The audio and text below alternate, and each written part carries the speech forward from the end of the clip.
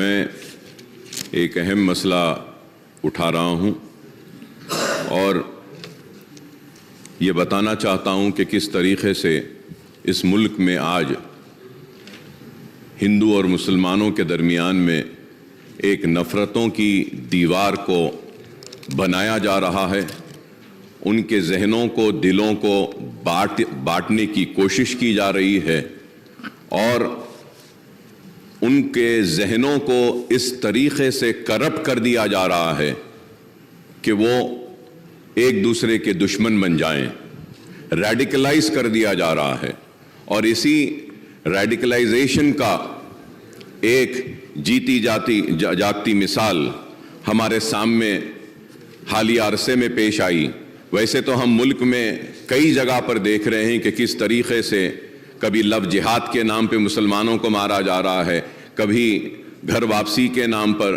तो आज मैं आपके ज़रिए बताना यह चाहता हूं कि 31 जुलाई 31 जुलाई को train number 12956 Jaipur Mumbai express में जो वाक़या पेश आया, और वो वाक़या ये था कि एक आरपीएफ का कांस्टेबल जिसका नाम चेतन सिंह था, उसने एक तो 4 लोगों को गोली मारकर उनकी जान ले ली, जिसमें एक उन्हीं का एक एएसआई ऑफिसर था, उसको गोली मार दी। और उसके बाद में 3 लोगों को, मुसलमान थे उसमें, जिनकी बड़ी बड़ी दाढ़ियां थीं, उनको गोली लगाकर कनपट्टी पर एक बोगी से दूसरे बोगी 3 बोगी आगे ले जाता है और ले जाकर उनको गोलियां मारता है। और मारने के बाद यह कहता है कि इस मुल्क में रहना है तो मोदी और योगी को वोट देना पड़ेगा। और अफसोस मोदी और योगी के साथ कहता है कि फिर ठाकरे को वोट देना है। तो मुसलमानों के साथ इतनी नफरत क्यों? और वो लोग जो आज नफरत की बुनियाद पर इख्तिदार को हासिल कर रहे हैं या फिर आने वाले कल में इख्तिदार को हासिल करना चाहते हैं, ये मुल्क को तबाही व बर्बादी की तरफ ले जा रहे हैं।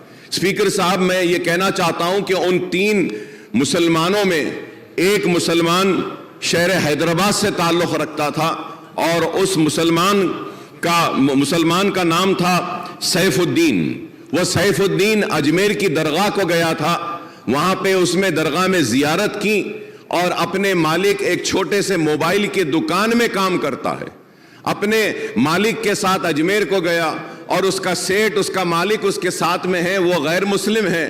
तो वो परेशान होकर उनकी फैमिली को बोलता है कि हम बॉम्बे पहुंच गए हैं, उतर गए हैं, लेकिन ये बच्चा नहीं है।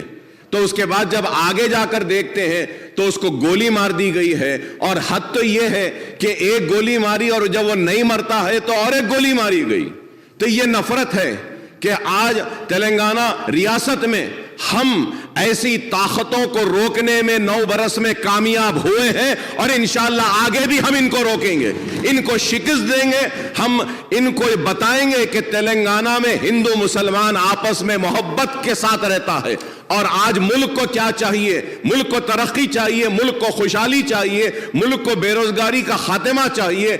आज इसके ऊपर तवज्जो नहीं है, बस सिर्फ नफरत नफरत नफरत की बात करते हैं। तो मैं आपके जरिए हुकूमत से मैं दरख्वास्त करता हूं, रिक्वेस्ट करता हूं कि सैफुद्दीन जो बाजारघाट में रहता है, उसके 3 लड़कियां हैं। एक सबसे बड़ी लड़की 6 साल की, दूसरी लड़की 3.5 साल की और तीसरी लड़की सिर्फ 6 महीने की है। तो मैं आपके जरिए हुकूमत से दरख्वास्त करूंगा कि इसकी बीवी जो, इसकी वाइफ अंजुम शाहीन जो है, जो इंटरमीडिएट पास है, इसको एक सरकारी नौकरी अगर देंगे आप तो मैं आपका ममनून व मशकूर रहूंगा। और इसके साथ साथ 2 बेडरूम का फ्लैट अगर मलकपेट में या चंद्रायन गुट्टे में जहां बन रहा है वहां पे एक 2 बेडरूम देंगे। और कुछ ना कुछ इमदाद अगर रियासती हुकूमत की जानिब से इन 3 मासूम बच्चियों के लिए और उसकी बीवी के लिए अगर दी जाएगी तो एक अच्छा मैसेज जाएगा।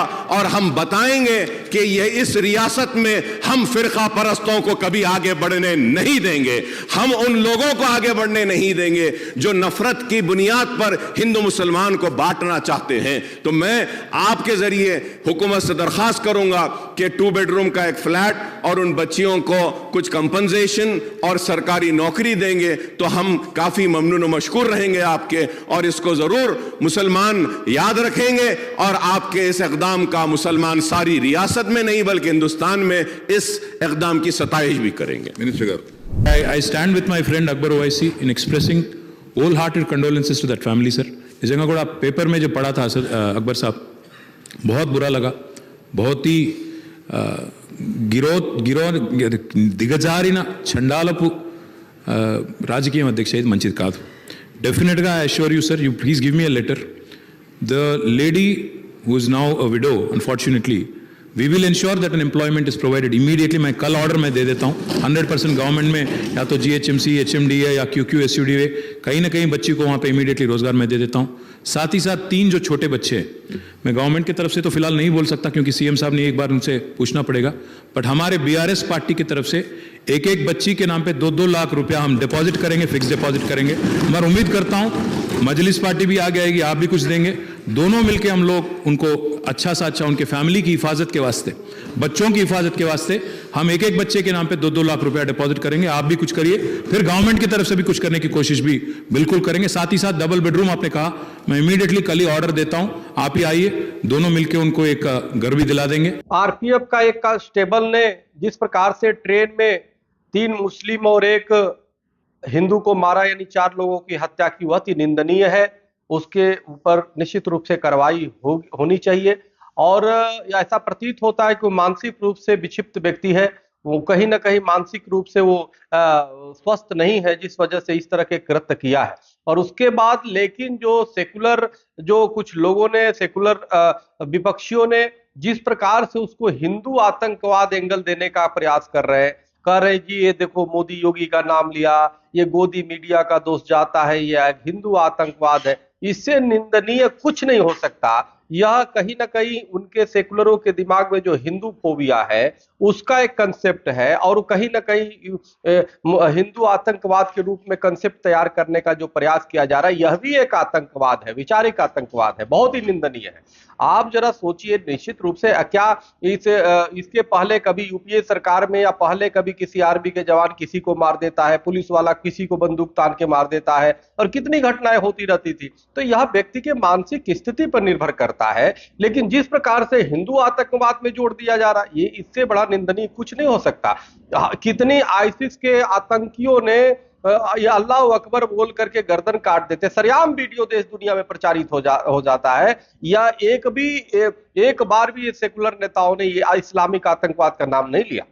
लेकिन हिंदू आतंकवाद जबरदस्ती हिंदू को आतंकवाद से जोड़ना एक फैशन सी हो गई. ये हिंदू फोबिया के अलावा कुछ नहीं है, ये खुद मानसिक विकृत है. वो चेतन सिंह तो मानसिक विकृत है ही है कि उसने 4 लोगों को मार दिया, उसमें 3 मुस्लिम 1 हिंदू. ये तो कहीं एक हिंदू भी उसमें था. अगर वो सिर्फ 3 ही को मारता, सिर्फ मुस्लिम, तो और देखते कितना अंतरराष्ट्रीय बवाल काटते. तो ये बड़ा दुर्भाग्यपूर्ण है. इस तरह की कंसेप्ट तैयार नहीं करना चाहिए, बहुत ही निंदनीय है.